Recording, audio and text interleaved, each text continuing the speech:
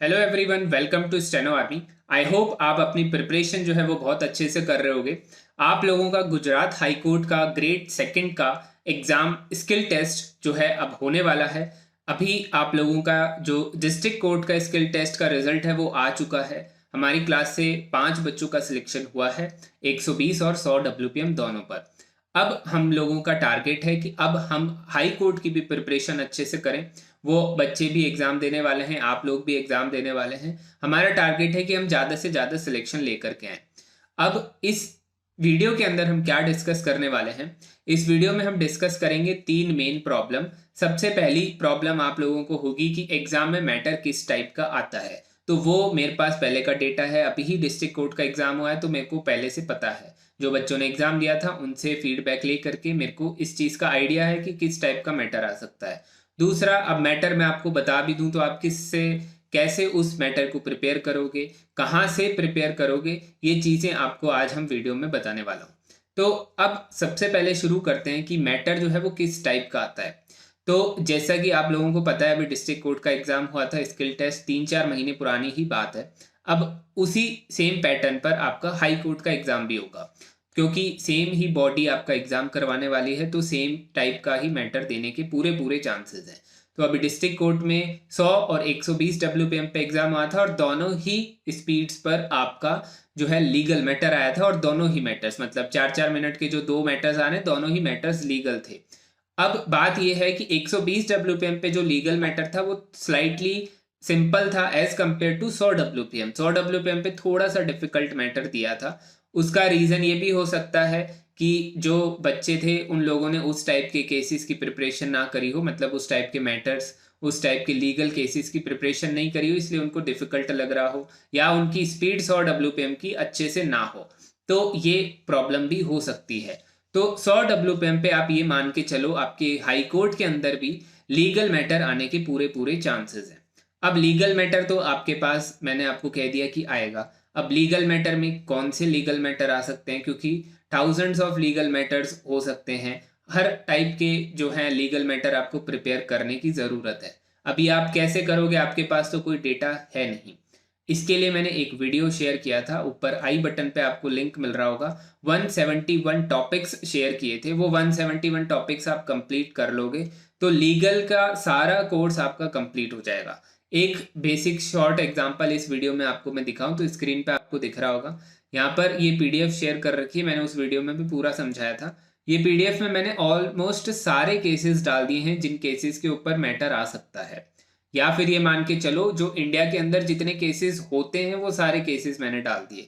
अब मैटर किस में से आएगा वो बात की बात है। अब जैसे सिविल केस है, सिविल केस में काफ़ी सारे कैटेगरीज हैं। कॉन्ट्रैक्ट लॉ केसेस हो गए, प्रॉपर्टी लॉ केसेस हो गए, ऐसे काफ़ी सारी कैटेगरीज हैं सिविल केस में। उसके बाद आपके पास आता है क्रिमिनल केसेस। क्रिमिनल केसेस में भी काफ़ी सारी, जैसे वाइट कॉलर, साइबर क्राइम, ऐसे काफ़ी सारे क्रिमिनल के अंदर भी आ जाते हैं। एडमिनिस्ट्रेटिव केसेस हो गए, ऐसे करके बहुत सारी ये लिस्ट है।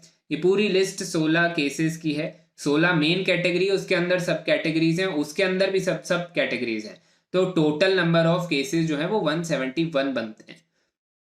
तो एक तरह से अगर आप ये 171 केसेस सारे कंप्लीट कर लोगे तो लीगल के सारे केसेस आपके कंप्लीट हो गए। अभी आपकी प्रिपरेशन में एक कमी ये रहती है जो सब बच्चों की रहती है, कि आप जाते हो यूट्यूब पर और लिखते हो कि लीगल डिक्टेशन एट 100 WPM।